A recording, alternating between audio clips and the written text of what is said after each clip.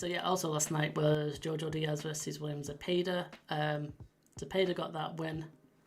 I think it was a decision, unanimous decision. Looks pretty wide. And I recall Alex saying, "I got JoJo."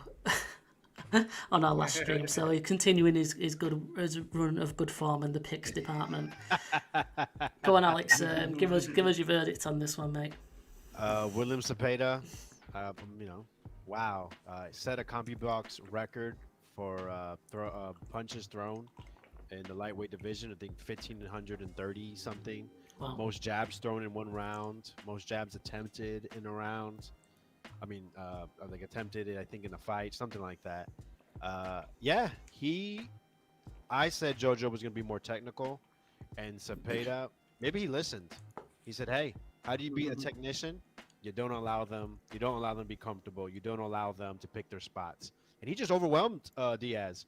Diaz tried to do what he did with Devin Haney, come behind the high guard, and Zepeda just was not having it. He didn't really put much on his shots, and he let those things go. It wasn't the prettiest thing, I would say, but it was quite impressive to have that work rate.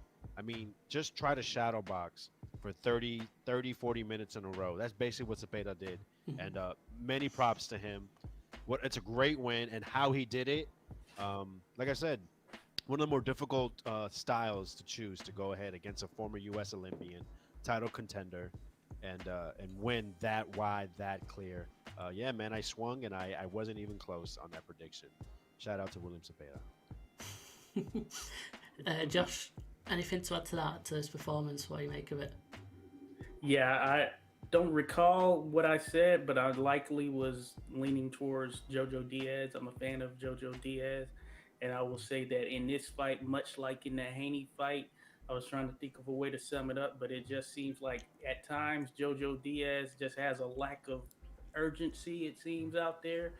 And William Zepeda was just beating him to the punch. And with that type of output and his ability to carry that type of output all 12 rounds, I think that he really showed up in a major way, and he's really a problem there at 135, I believe it is. So, yep.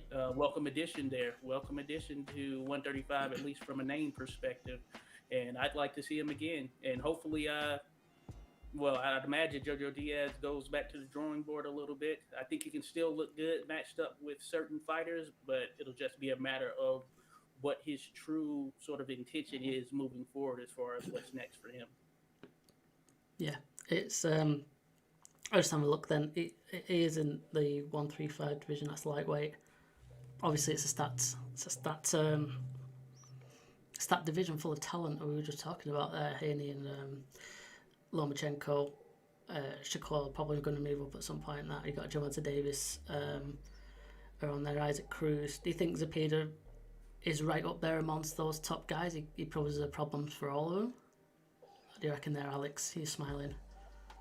No, I don't think so. No? I just don't see it. Yeah, he can be an avalanche, but JoJo's it was his size. I thought that he was going to be able to pick his. I didn't see Zepeda come in with that much of a whirlwind. But he won't be able to do that against somebody that has similar reach, similar size at all. What about Kambosos? Would it be Kambosos? You mentioned last time that he'll be the name that people are gunning for now after he's had his little stint.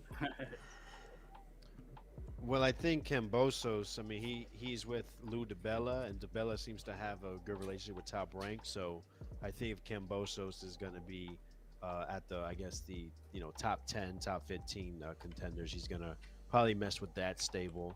Maybe it could be a Shakur if Kambosos, Kambosos is going to get a homecoming, an easy homecoming fight because his last two didn't go so well.